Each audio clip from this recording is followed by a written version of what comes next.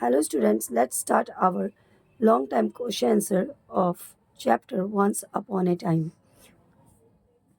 First question is enumerate the traits of the old woman. तो old women का जो है ना जो विशेषताएं थी उसको एक एक करके लिखना है। तो मैंने साथ ही लिख दिया, आप चाहे तो इसको पॉइंट वाइज भी 1 2 3 4 करके भी लिख सकते हैं, अदरवाइज आप ऐसे भी लिख सकते हैं। The old women was wise, she was blind but she has inner wisdom. बूढ़ी महिला जो थी वो बुद्धिमान थी, अंधी थी, लेकिन उसके पास जो अंदरूनी ज्ञान था वो बहुत ज़्यादा था। हर reputation for wisdom could not be challenges.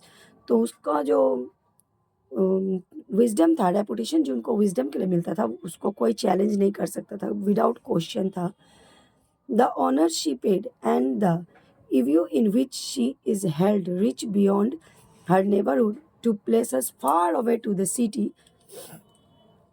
तो जो उन्हें सम्मान मिलता था अपने आस पड़ोस में भी और वहाँ से आगे दूर दूर तक के शहरों में काफ़ी उन्हें सम्मान मिलता था। Among her people she is both the law and its transgression। तो अपने लोगों के बीच में वह क्या थी, लॉ भी थी और लॉ को बनाने वाली भी थी और लॉ को तोड़ने वाली भी थी, यानी नियम भी वही थी और नियम को तोड़ने वाली भी वही थी। Question number 2 is have you recently heard a story which is interesting, right that story in 100 words.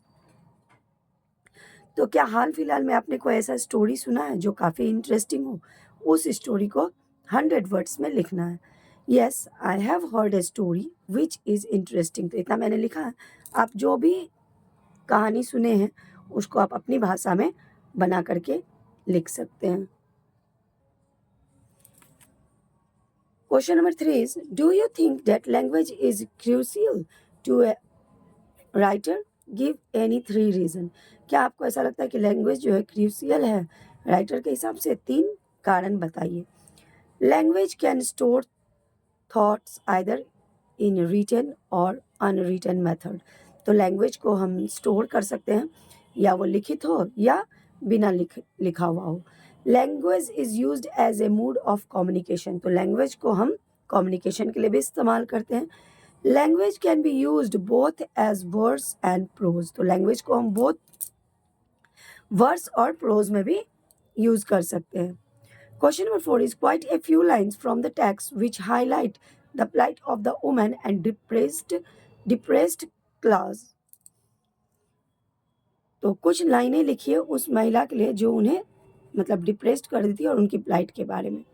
The woman is the daughter of slaves, black American and lives along in a small house outside of town. तो महिला का सबसे बड़ा परेशानी क्या था कि वह एक स्लैब की बेटी थी, ब्लैक अमेरिकन की, और कंट्री साइड टाउन के आउटसाइड में वह छोटे से घर में रहती थी। The intelligence of ruler prophets is the source of much abusement. तो रूलर प्रोफेट्स का जो इंटेलिजेंस होता है वो जो सोर्स है वह मच अब्यूजमेंट का सोर्स है। Question number 5 is right a paragraph on a character in this story that has impressed you most.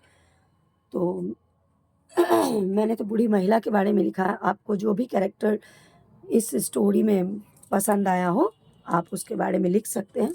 तो मैंने लिखा है I like the character of the old woman because she was blind but wise, her reputation for wisdom was clear to every one, she was honoured and intelligent was as a ruler prophet, she was living alone outside the town and she didn't lose her temper even being questioned by the young visitor who seemed to prove her a fraud। तो मुझे ये महिला का character इसलिए अच्छा लगा क्योंकि वह बूढ़ी थी, मतलब अंधी थी, लेकिन बहुत समझदार थी, बहुत उनका रेपुटेशन ज़्यादा था विजडम के लिए और प्रत्येक व्यक्ति के लिए वह क्लियर था, उन्हें इसके लिए काफ़ी सम्मान मिलता था और वह टाउन के आउटसाइड एरिया में रहते हुए भी काफ़ी खुश रहती थी और काफ़ी मतलब सहनशीलता के साथ रहती थी। कितना बार विजिटर्स ने, यंग पीपल जो उससे मिलने आए थे, जो यह प्रूव करना चाहते थे कि वह एक फ्रॉड महिला है, उसके बार बार क्वेश्चन पूछने पर भी और यह जानते हुए कि उन लोगों का मोटिव क्या है वहाँ आने का, उन्होंने अपना टेम्पर लूज़ नहीं किया और बड़ा ही शांति ढंग से उन बच्चों को समझाई। डिस्कस है जो हर चैप्टर में होता है। Discuss the following in group और pairs. The art of story telling is dying down. तो जैसा कि बच्चों आप लोग जान रहे हैं कि आजकल हमें मोबाइल से ही फुर्सत नहीं मिल पा रहा है, हमारे बच्चों को भी मोबाइल से फुर्सत नहीं मिल पा रहा है ताकि वो अपनी दादी से, नानी से या अपनी माँ से कहानी सुनाने की जिद करें। ये बहुत ही बुरी बात है। हमें बचपन में हम लोगों ने भी बहुत सुना है, अपनी दादी से, अपनी नानी से कहानियाँ बहुत सुनी हैं। तो ये आर्ट रहना चाहिए, ये डाउन नहीं जाना चाहिए। और माता पिता से भी रिक्वेस्ट है कि अपने बच्चों को छोटी छोटी कहानियाँ सुनाएं। Stories have been a great source of information since time immemorial. तो स्टोरीज जो है वो ग्रेट सोर्स है किस चीज़ का? इंफॉर्मेशन का। जैसे कि हम लोगों को रामायण महाभारत तो अब इस साल आप लोगों के सिलेबस में आया है, नहीं तो हम लोगों के पास तो रामायण महाभारत की जानकारियाँ नहीं होती थी बुक के द्वारा। तो हम लोग अपने दादी से, नानी से, अपने मम्मी से, अपने पापा से बहुत सारे बीते हुए समय का, एंशिएंट टाइम्स का, जिस समय उन लोगों का जब ज़माना था उस समय के बारे में, या कुछ ऐसी रिचुअल्स के बारे में, धार्मिक ग्रंथ के बारे में, उन्हीं लोग से हम लोगों को जानकारियाँ मिलती थी। यही ग्रेट सोर्सेस है इंफॉर्मेशन का। कंपोजिशन है, इसको आप लोग क्या करना है? You received a prize for writing story, prepare a speech to be delivered while accepting the prize. तो कंपोजिशन सेक्शन में आपका क्या है? आपको एक कहानी लिखने के लिए प्राइज मिल रहा है, उसके लिए आपको एक स्पीच तैयार करना है कि जब वह स्पीच आपको कब देना है? जब वो प्राइज आप ले रहे हो तब वो स्पीच आपको डिलीवर करना है। D1 में है word study, correct the spelling of the following words. तो इन सभी स्पेलिंग्स को जो मिस्टेक है आपको अपने लेसन से देखते हुए सही करना है। उसके बाद है word meaning, match the words और phrases in column A with their meaning in column B. Abusement, pastime, version, statement of account, violent, to break, speculations, mental view. ये ग्रामर सेक्शन में बच्चों देखिए,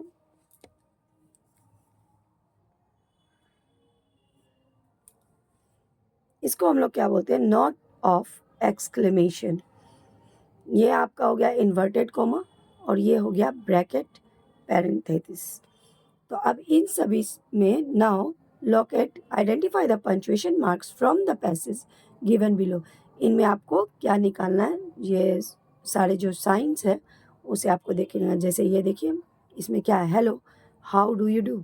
यहाँ आपका क्या लगा हुआ है? ये साइन, ये जो है नोट ऑफ एक्सक्लेमेशन है। इसी प्रकार इसमें से खोज करके आपको ये तीनों साइंस को लिखना है। एक्टिविटीज है, collect at least 3 stories in your local dialect, translate these stories into English and tell them in your class। तो कुछ स्टोरीज लोकल भाषा में आप कलेक्ट कीजिए, कुछ नहीं, कम से कम 3 स्टोरी लेना है आपको और उनको ट्रांसलेट कीजिए क्या चीज़ में? इंग्लिश में।